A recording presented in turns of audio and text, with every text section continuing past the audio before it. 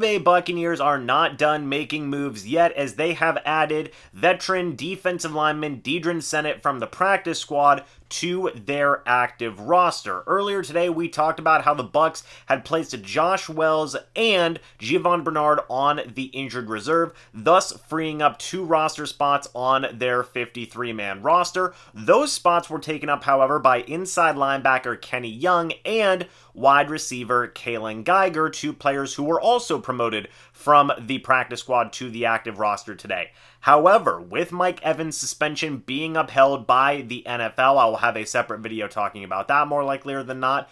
The Buccaneers do still have 1 roster spot available until Mike Evans returns from his suspension after the Green Bay Packers game, and they have filled that roster spot with the Deadrin Senat signing. And I'm a big fan of Deadrin Senat. I think that he is a little bit of an underrated depth defensive lineman. He adds a good blend of run-stopping ability and a little bit of pass rush in there as well. I came away very impressed with what Senat was able to do in training camp and the preseason for the Bucs. He's been with the team throughout the entirety of the offseason, preseason, training camp processes. Then he re-signed with the team's practice squad after he was released from the team due to the final roster cuts that were made after the preseason, and now he's back on the active roster. We'll add some good added defensive line depth due to the injury to Akeem Hicks, which we also talked about in some separate videos here on the channel. The Buccaneers will also be relying on Raheem Nunez-Roches, as well as recent second-round draft pick Logan Hall, and